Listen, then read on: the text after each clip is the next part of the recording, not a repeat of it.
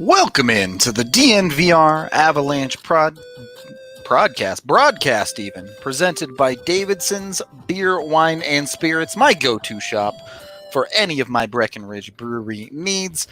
I am your host, Nathan Rudolph, joined as always by AJ Haefele, and on today, we are bringing back your listener questions.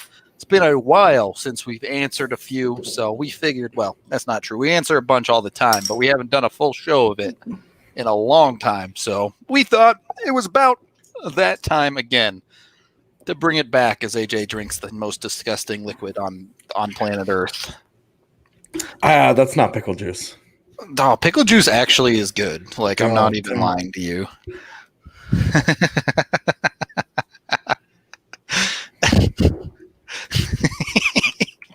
Okay. Well, I'm so hurt by this.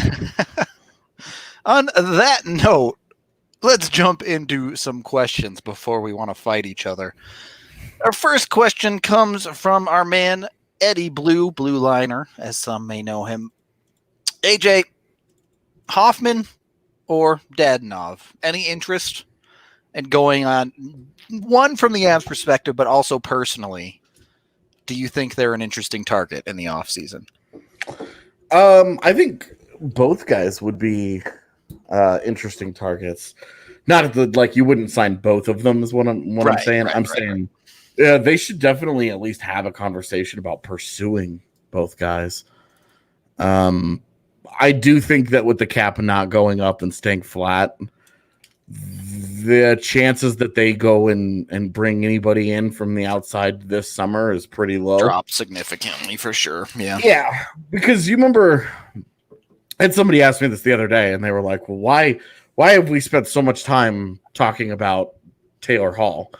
And I was like, "Well, remember the cap projection was as much as $88 million, which, granted, that's a $7 million jump, and that was the high end of it. But that would have paid for the majority of Taylor Hall's new contract in the first place. Right. Outright. Same thing with Alex Pietrangelo. So that's why we were talking about it, is because they would have been able to do everything they needed to do internally, plus have that extra money that they would get just from the rise in the cap.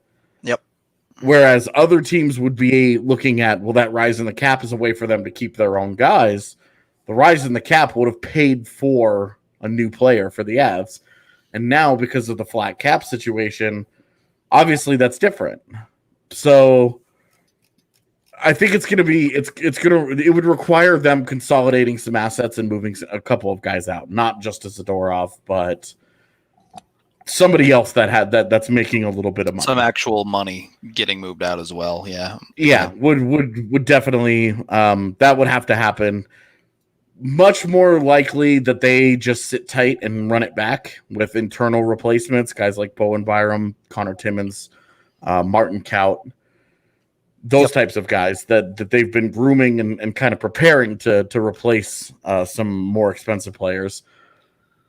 I definitely love the idea of both Hoffman and Dadonov, though, because they're both top 6 guys. And with this financial situation going on, they're not going to get long-term deals. You're not going to see them get a Kyle Oposo deal. They're both already 30.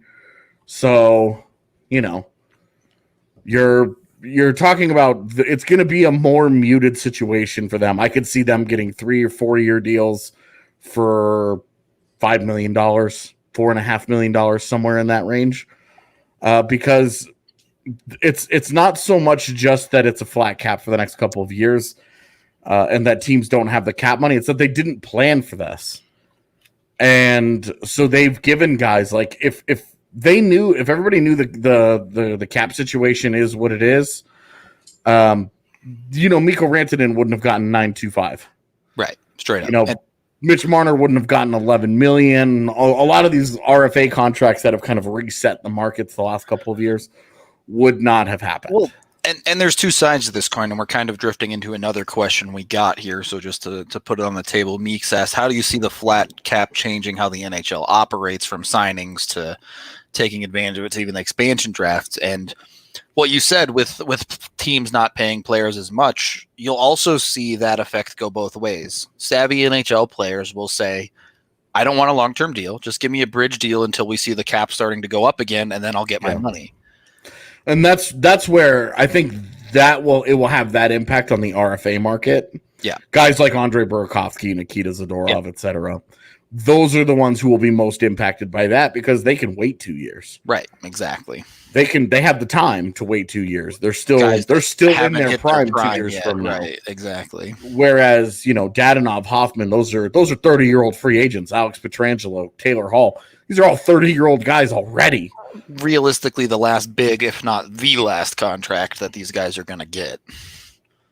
Right, like this is their last realistic chance, and because the cap's not going anywhere for the next couple of years, even the third year it goes up $1 million. It going up $1 million doesn't change the situation, doesn't change any team's landscape, at all. So we're looking at 3 years of with essentially the same cap situation. This is their chance to get their last guaranteed contract. They can't wait. They can't play that game. Younger players can afford to, but those guys have to take whatever they can get now. It's take $25 million, $20 million guaranteed now, or get offered, go the 2-year deal route.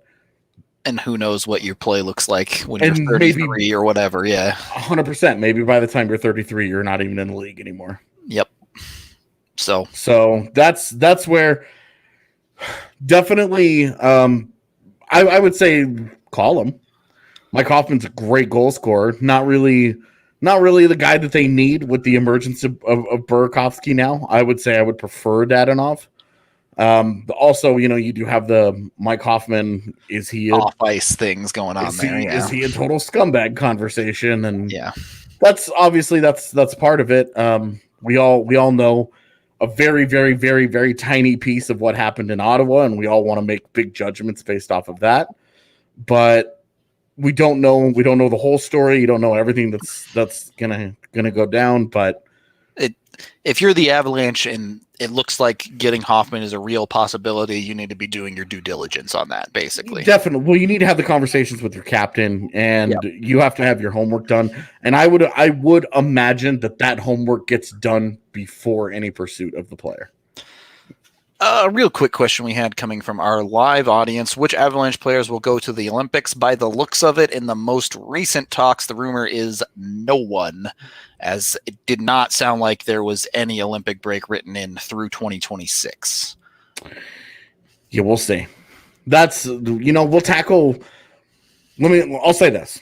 If they sign a CBA extension and they agree to Olympic players going to the Olympics, we'll have an entire show just about the Olympics. Yeah, for sure. Once it's because solid. Yeah. the Avs are going to have a lot of players that are going to have cases for the Olympics. So off the top of my head, there's an easy 5. I had 5 immediately off the top of my head where it was like, boom, those guys obviously are going to go. Yep. So, yeah, the Avs would have a lot of Olympians if it does end up happening. Doesn't sound great at the moment, but these things change daily lately. So that'll definitely be a wait and see. Yep. So we'll have to see on that. One more question here in the first period. Nick Lapointe asks, what 4 matchups would you like to see the Avs go through to run to the Cup? I know you want Vancouver in round 1, but what does the rest of that look like? Selfishly. And I don't know. I'd have to make a bracket and see how this works. I would love to do. Yeah, it gets real weird, but exactly. I'm not, and not knowing what seeds they all are. I would love for it to be a gauntlet. I would love Vancouver, Dallas, St. Louis, and then Tampa Bay. If you could promise me that the Avs would at least win all the series to the Cup, I want Nashville, I want Vegas, and then St. Louis.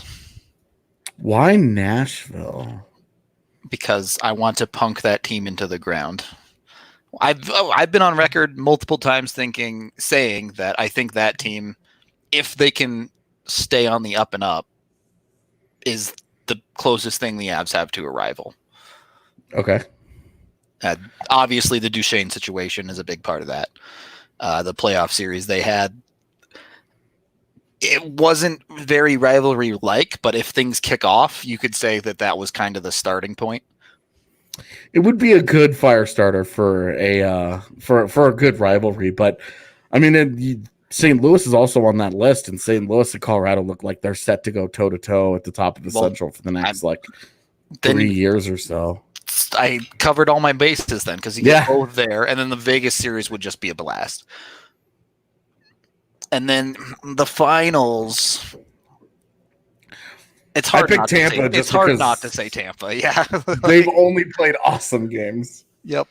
They've either played blowouts in Tampa Bay and fantastic games in Denver. Yep. So it's like, okay, well, as long as you're winning half the blowouts, it's all good. It doesn't matter who they play in the Cup Finals because there's only one team in the league who's never lost a Cup Finals. The Avs. What's up? For the record. We'll take our first period break there, as it is time to tell you guys. I guess there's two now. You have to add St. Louis to that list. No, St. Louis has lost a bunch of Cup Finals. Oh, you're right. They did right when they got into the league. When the league was stupid and we're like, all the expansion teams are in the same division. It was so imbalanced, and they were like, somebody's going to get waxed.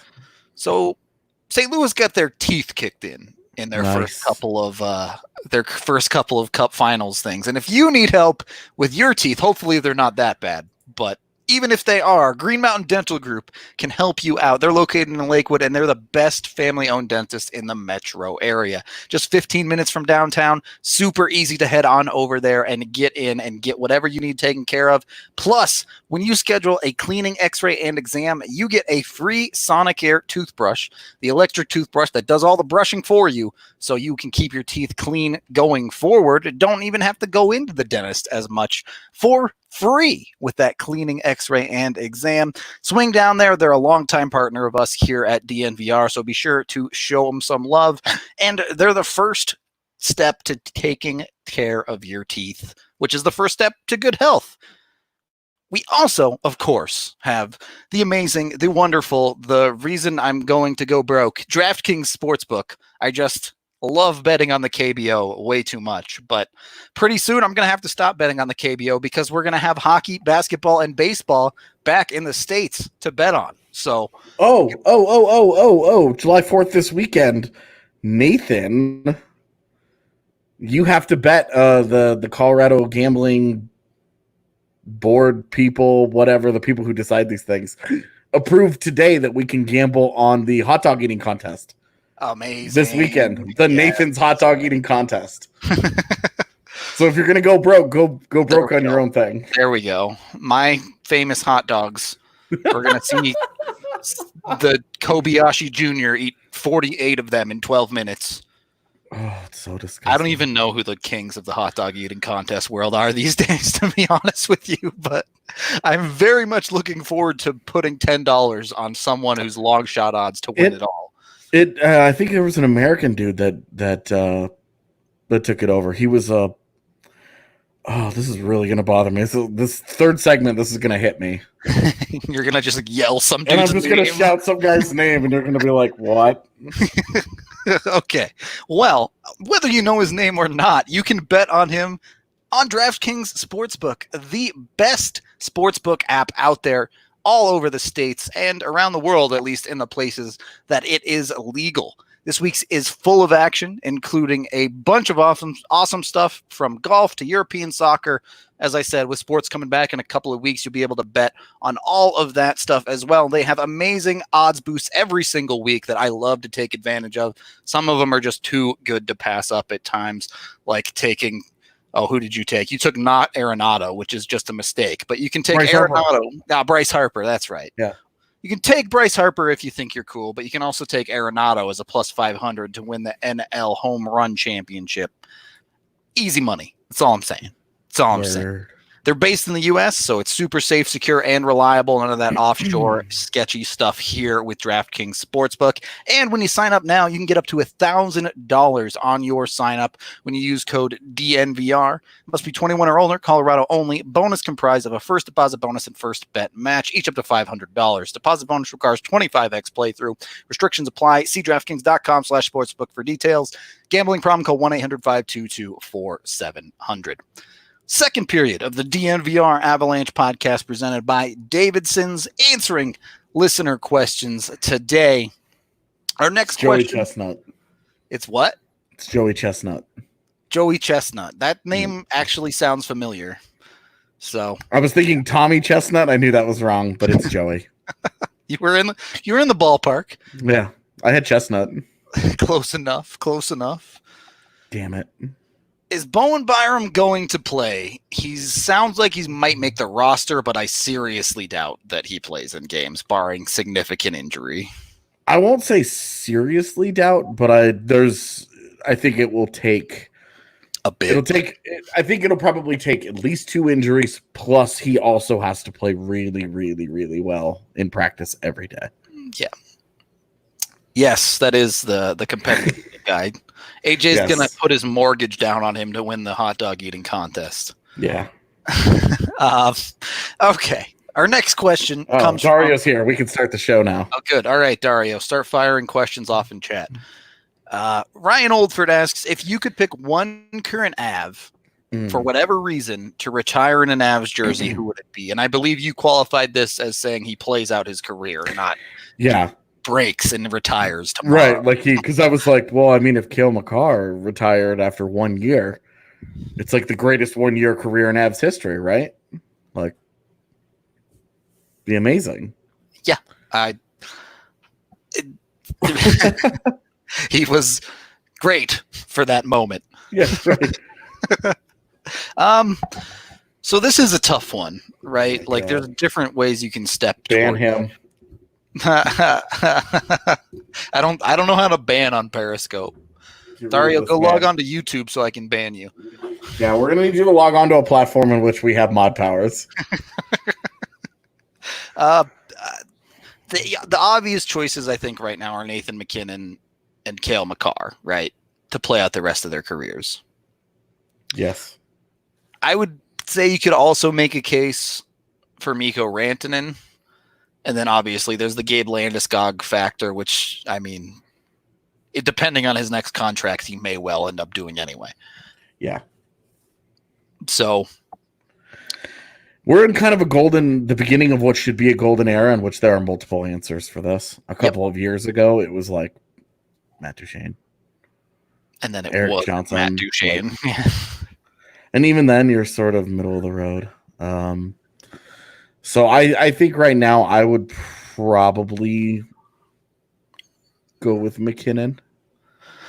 But I think Makar is more exciting because they haven't had a truly transcendent, great homegrown defenseman ever. That's why I'm leaning towards Makar. There's no wrong answer on that one. You have Rob Blake and Ray Bourque, but a true Avalanche defenseman is not in the Hall of Fame. Yeah. So Makar is a bit unique in that regard. And well, and that he will be someday. Right. The day after 50 NHL games. Yeah, right. It's not the first time we've said it either, but right. And maybe Makar breaks and you ask me that again in 3 years and it's definitively McKinnon. But also shout out to Cale Makar for dropping in on our Cale Makar cast the other day. Did he? I didn't even notice that he dropped. He watched part of it. He even dropped a couple of hearts. I was like, amazing. Cool, man. Respect. All right. Well, that's pretty cool. Then I think I have to pick him to stay in AV for all time after that. So. Fair enough. Fair enough. Next question here we have from the chat. SF Dillon asks, where would Byron rank against this draft class of defensemen? Number 1. I don't think it would be close. Yeah. We've talked a lot. I don't like this year's draft of defensemen at the top very much. Yep. I like Goulet and Schneider as mid-round guys. I like them a lot, actually. But Drysdale and Sanderson, I would take Bowen Byram over both of those guys quite a bit. I take Moritz Seider over both of those guys quite a bit. But that's also because I saw that Moritz Seider had a great year in the AHL. Got an extra year of details to work with. Yeah, exactly. I'm no longer wondering about the DEL, and it's like, oh, he was really good in the AHL as a teenager, so I'm going to go with him. Yeah. Not a big fan either of Sanderson and Drysdale. But not that they're bad players, just don't love them as high-end D. Does lead us to another question. Dream draft pick in the 20 to 31 range. It's something we've talked about a lot over the past couple of weeks. You say 20 to 31. If it's more to 20, boy, Amarov is tempting. To say someone I know, AJ probably won't. If it's closer to the middle of that, I'd say Wallander is someone I'm taking more and more of a shine to. He feels really safe. Even here. And not in a bad way, but like Wallander feels like the perfect combination of upside and need and position value and skill level and all the different factors into it. I say safe, and people think I'm talking about Kaut, where it's like a limited, like a high floor, low ceiling. That's his ceiling is super duper high. Yeah, it's just real unlikely that he hits it. But I think that's a good answer, because if I could guarantee that the Avs could get a player, if you're asking me if I could walk out of the draft on night one with one player in that range, Wallander is actually a really good answer, and he checks a lot of boxes for them. Yep. This is my fear as well, Dario.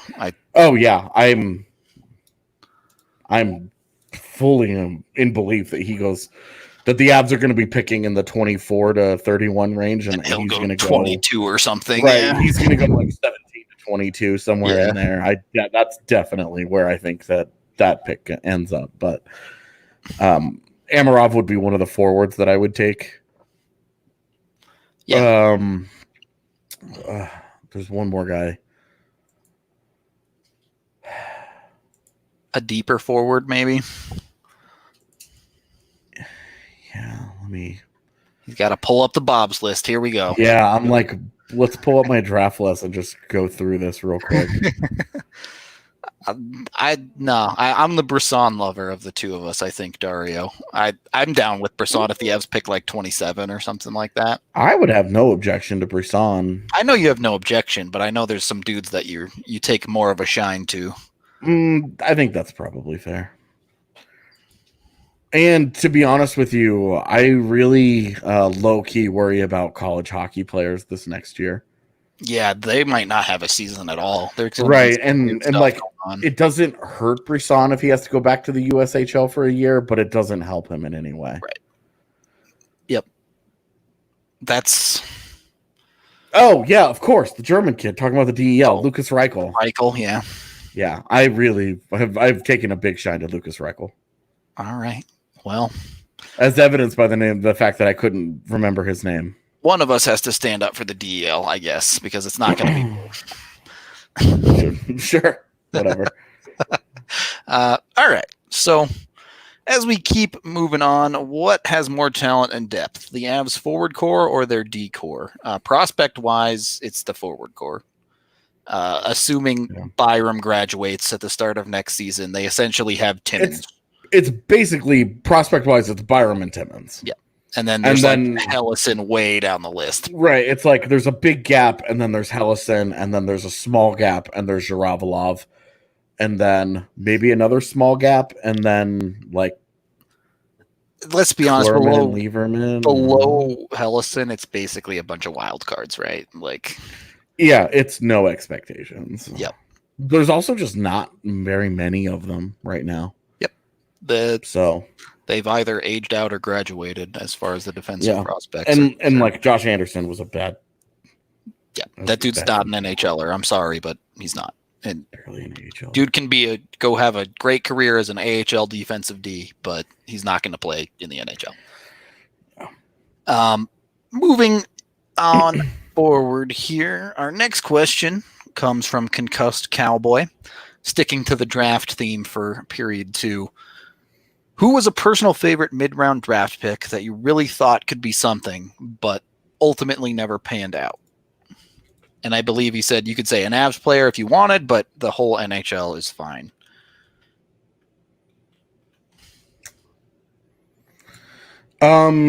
It's hard to say he hasn't worked out, but there was a time where I was really excited about Anton Lindholm. Really? Do you remember his last year in Sweden? Skellefteå went to the league championship, and scouts raved about him. Everybody that was over there raved about him, and how what a smart and great all around presence he had given them in their run to the finals that year. And I was so excited about Anton Lindholm because to have high level of success like that and to be an impact player at the highest level of competition in Sweden, that's meaningful, especially because he was 20 at the time. And so it's hard to say he hasn't worked out. He's a 5th round guy that's got 66 NHL games played and is somewhere on their list. He's probably going to travel with them to Edmonton, what's now looking like Edmonton. I mean, the bar I usually set is 100 NHL games, and he's not likely to make that. Yeah. For a 5th rounder, to get 66 games out of him feels like and to get 66 games and a very, very good AHL player who's also not Mr. Pouty Pants.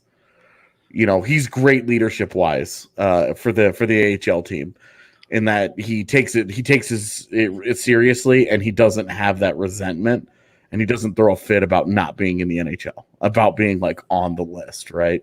Or where he is in the pecking order of defensemen. He understands his role, and he just tries to be a great teammate and a great mentor for the younger guys. I think that's valuable. That's not, obviously, when the Avs take a player in the 5th round this year, that's not what we're hoping they're going to get. You hope that they're always going to get an NHL player. But Lindholm, I don't know. I guess he hasn't worked out, so I can use him as my answer here because he was a guy I was really excited about for a while. I have 2 that are also defensemen. Andrei Mironov. Yeah, the KHL All-Star thing was a big deal. Yep. I was so hyped on him being a KHL All-Star, and then he had a really good rookie camp, and then the game at NHL speed, it was just like, no.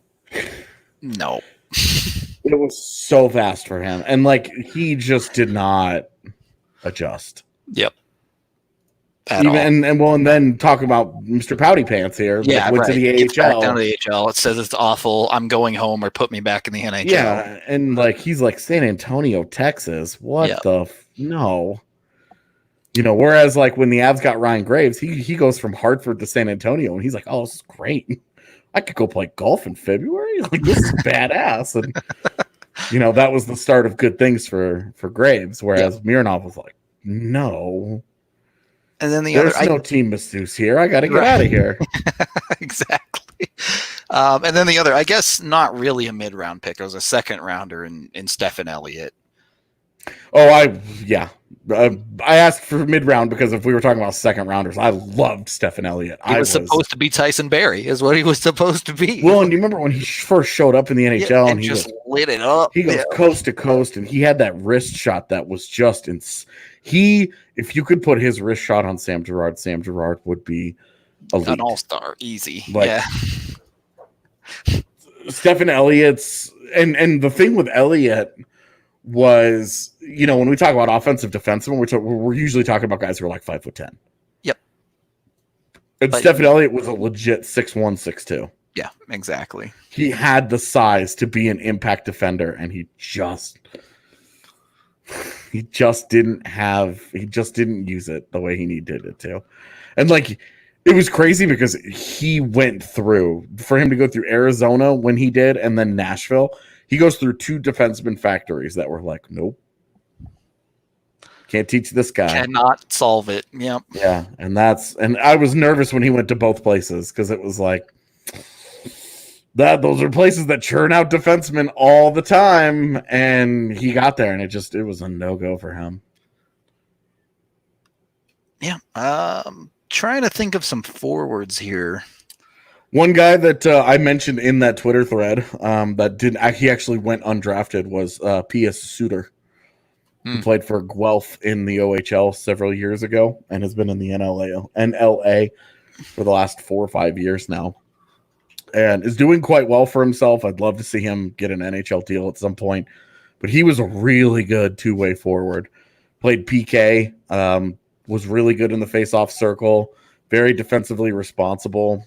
Not at all what you would think of when you're talking about an undersized center who scored at a point per game pace. He was not at all that archetype. The offense has actually been slower to come for him in pro hockey, but I loved him. He went undrafted. Just disappeared to the Swiss League.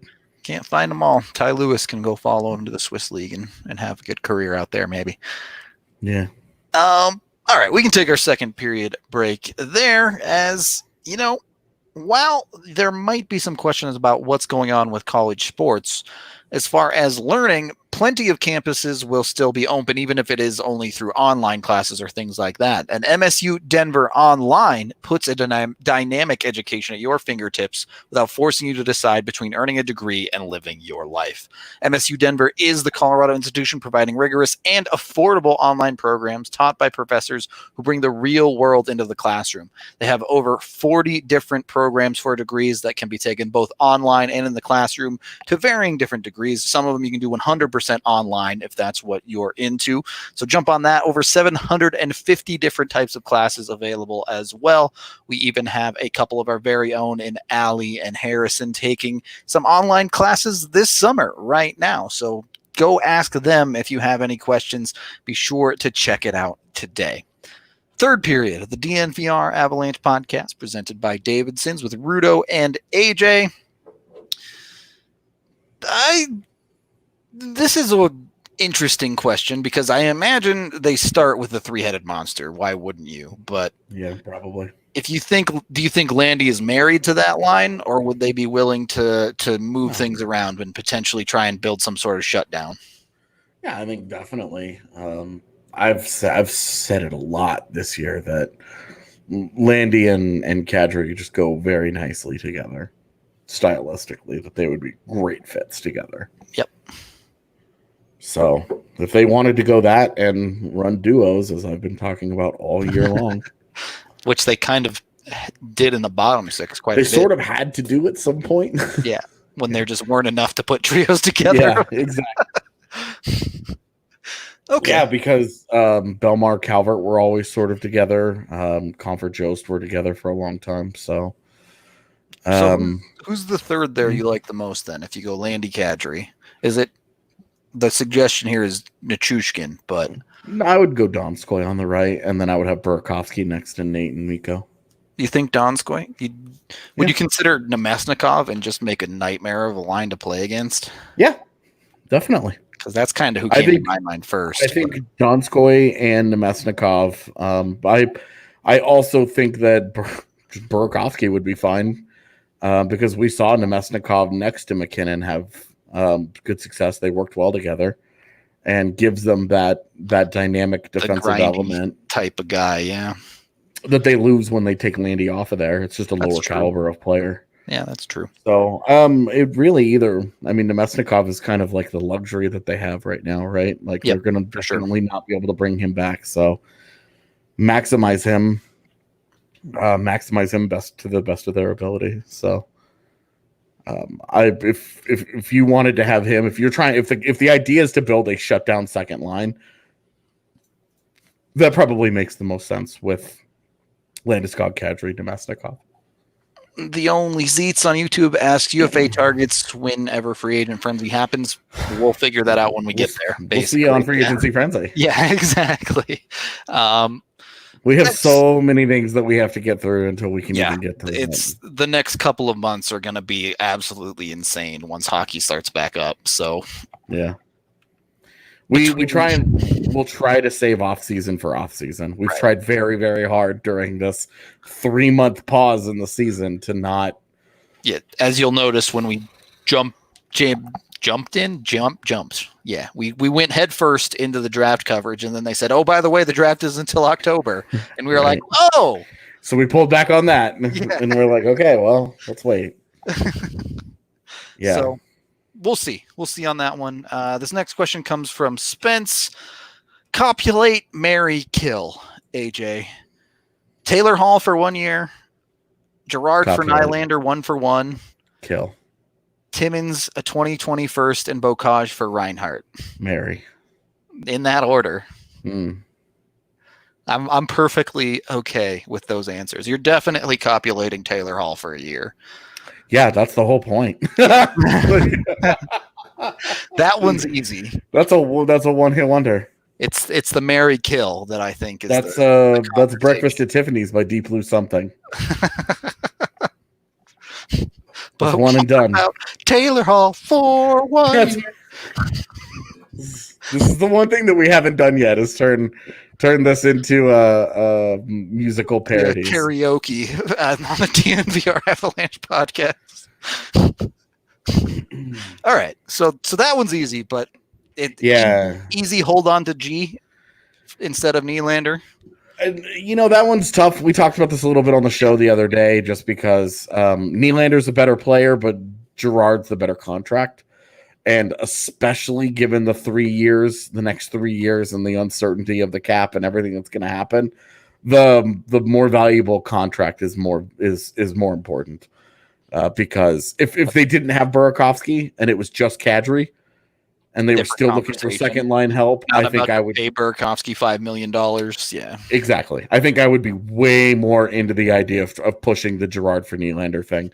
And even if they did it today, I wouldn't hate it, but it would just be he's got to step up in a really big way. Nylander would have to step up and be valuable. With the issue here is the other one being that if you kill that one, you have to marry the Reinhart deal. Which I have no problem with because the value is there. It's a first rounder, it's a prospect, and then it's a mid-round guy you're really not that worried about. As much as I like Bocage. No, I agree with you on that. The only thing that gives me pause is that's a very different conversation if the Avs get knocked out in the first round than if they get knocked out in the third. Oh, so you're talking 28 versus the 27th pick versus the 20th pick? Right, yeah. Not for me. Those 7 spots not a big enough gap. For Sam Reinhart, no. Because I'm comfortable with what Sam Reinhart is, and so I'm not concerned about that even a little bit, man. Okay. If it was a player more like a Burakovsky, just a tier below Reinhart, sure, I would be more uncomfortable. But Reinhart's production and his age already, that is a drag and guy. Drop. Yeah, right. That's drag and drop. You're getting at least 50 points out of him. Yeah, he will easily be worth whatever you're paying him, and that package is just fine. That's a package. It's a fair package where they get another first because they need to continue to build up. They get a defenseman that may not actually suck, although it's another righty, which they definitely don't need. So, but I think it's right in the neighborhood of value, as much as Chad would disagree.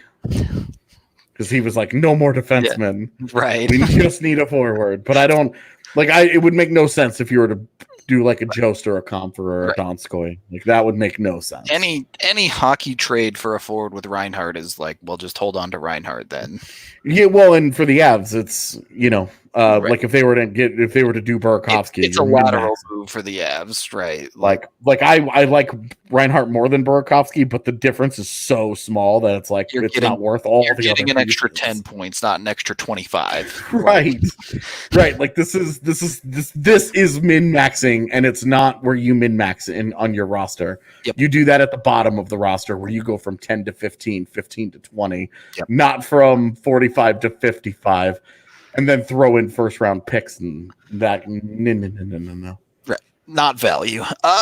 Another question here on prospects. What's the knock on Anton Lundell? I love his sense in 3-zone play. Definitely some questions about the offense there, man. It's really just how the offense maxes out. Yep. I think the vast majority of us that watch him think that he could be a third line center in the next year or two in Very the NHL. close to the NHL, but it's like, Martin Kaut is what it is. Like, well, and it's is it Martin Kaut or is it Gabe Landeskog is the question. Sure, because if you believe in him, maybe you see Gabe Landeskog. But. Right, because you remember the thing with Landeskog, he's NHL ready, but what's the upside? Well, is he more of a second line guy? Yeah, Lundell can't shoot the puck like Landeskog either, though. But sure, but I'm saying I hear what you're saying, right? Like, just how high can he climb the ladder, right? Right, he could do like what Sean Couturier did. He could take over a third line center job really, really early in a career. 19 or 20 years old, he could do that. But how long is he going to be there? Yep. Couturier eventually built himself up and worked his way up the lineup, and of course, when you're playing next to Giroux and Voracek, like. Easy to be a premier player. Right, like it's the offense is going to follow, but it's been legit enough that he's for real now. Can he follow that path, or is it more does he turn into more of like Mikko Koivu? Yeah. Where he tops out at 50 points and he's an elite defensive center. And this is a conversation we had last year when it came to Kakko as well, and you've seen a significant increase in scoring ability from under 18 kids in the Liga. Yeah. It's blown up. Like it used to be nothing happened in that league for teenagers. Yep. And now Lundell's 28 points is you kind of shrug your shoulders at it. Yeah. Look at what Mikko did in that league. Yep. And, at the time, like Mikko's numbers were impressive. And then, of course, you had the Puljujärvi Line A explosion, where they ripped the league up to shreds as teenagers. That year was just a murder fest, basically. But that's kind of the thing, though, is that the offense for teenage kids, like when they're getting in there, some of it is that these guys are also really good. It's no surprise that a lot of these guys we've talked about that have come over out of Finland have turned into high-level NHLers, and I know Dario using this as his daily reason to dump on Jake Neighbors, but like Anton Lundell has talked about like a top 15 pick, maybe a top 10 pick. Jake Neighbors is like a borderline first rounder. So, and Jake Neighbors doesn't play center. So with Neighbors, you could put anywhere between 25 and 50, and it's just whatever, like how wherever he goes in that spot is totally cool with me. If he goes 50, that's fine. The team's going to get a decent player. The same question marks are going to exist with Lundell. If you're taking him in the top 15, he needs to be a player. He needs to be a player. He's also very much on the older side. October birthday, so one of the older people in the draft class, turned 18 very early. But Makar's draft year made me less worried about that type of stuff. It made me less interested in it, especially when the guy's not in a traditional junior league. Sure, where he's playing, he's anyway. Yeah, he's got the year. A guy in the OHL who's got that year advantage. That's more meaningful than it is for a guy who's playing in the Liga, where those guys are all 4 years older, 5 years older than him, no matter what. Yeah. So, not to say that it's not important because it does help, but Lundell, I tell you, if he got to 20 and the Avs were sitting there, that'd be a great fit. Yeah, I do think he has a chance to drop on draft day. A very even year pick as well, with the safety factor of it, right? But yeah, boy, that would be. You could be looking at a future Avalanche lineup of McKinnon 1, Newhook 2, Lundell 3, Bowers 4. Yep. And Bauer, through no fault of his own, right. At 4. Right. Just because you have these other 3 centers is why Bowers is at 4. Yeah, but you do wonder about a guy like Lundell, he's not really a dynamic player. Mm-hmm. And it's a league that is constantly that has made a very big shift towards skill level. And those are the questions with both since we're here, a guy like Jake Neighbors and a guy like Lundell, you're wondering, where does the skill level fit in the NHL? Yep. Is it going to be enough that I can get a 20-20 out of this guy, or is it going? Right. Am I going to get 50 points? What is? Just how high does it go? The and for me, I think of talent has never been higher. Right. In the NHL. I mean, Alex Newhook went 16th, and it was totally justifiable. Yep. You look at the guys that went in front of him. Because I was doing it today. Yeah. I was looking at it today, and I was like, I don't blame a single team for any of these picks that they made in front of them. They were. Look, you're going to really pick Zegras with his talent level behind Newhook? I don't think so. Right. Like, even like Cam York, who went to Philly, like different teams with different needs. Like Philadelphia just doesn't need another explosive center down the middle. They've got so many of those. One of the few picks that I'm looking at and going, it's for the pick, but you're correct. When it comes to need, it's a completely different story. Right. Like the organizations, if you're just ranking the players, I could totally understand putting Alex Newhook ahead of Cam York, even Cole Caulfield. But when you look at those organizations, the only pick that I really like, Montreal's desperately needed centers, and they passed up on a scoring winger. Yeah, when Krebs and Newhook were on the table, and it was like, I was so sure Newhook, because there was so much talk leading up to the draft that Montreal loved Newhook. And then they drafted Cole Caulfield. That's the one pick that just for its fit in the organization that didn't make sense to me. Granted, Caulfield went off in the NCAA this year, right? So it had nothing to do with Caulfield and more to do with the fact that Montreal has desperately needed center help. They drew in at center that year, and it didn't go so hot. They jumped up in the draft. They got the third pick. They take Kotkaniemi third. Yep. And right now they're having a problem with him translating. That it was the big question when they drafted him was, is he really a 1C? And the answer right now is looking like maybe not. Right. The struggles that he's had, and so that's and we're talking the 15th pick versus the 16th pick. Like one pick difference. Right. And even if we're talking Cam York, we're talking 14. So and Krebs went 17, so yeah. Still they were all right in there, but we'll look back, and I think there's a decent chance we'll look back, and that'll be a solid. I do wonder how Cam York turns out. He's the exact prototype of guys that I like, and I was not a Cam York fan. Okay. I think we can go ahead and wrap up the show there. I think we got to as many questions as can reasonably be done. But thank you everyone for submitting your questions. Maybe we'll bring this back a little bit more regularly. I know it would have been a hot minute. So y'all had a lot of questions to ask. If you have a bunch, you can always just shoot them at us on Twitter or on the DNVR.com, and we'll either answer them there, or if we get a bunch, we'll do a show about them. So thank you, as always, for listening. I got a couple more shows coming up this week, including tomorrow's, which I forget what we're doing, and then Free Skate Friday, of course, on Friday. So hope to see you there. As we head off, it's a well-known fact that most women like their man parts shaven, not stirred. So that's the best I got. I'm sorry. That's all I can do. Manscaped is offering you the Perfect Package 3.0. Well, they're not, because they're sold out, but they will be offering you the Perfect Package 3.0 very soon once they get it back in stock, and you can still pick up all of their other Perfect Package products, including things like mints, cologne, shave mats. You'll get their Lawnmower 3.0 when it's back in stock. All of their other treating products, whether it be deodorant or toner, you name it, you can pick it up from them, and you can get 20% off when you use code DNVR20 at checkout, plus free shipping, because why not? Manscaped has your back, has you covered all over the place. Yes, shaving your back if you need to. They can even take care of that. So get on it today.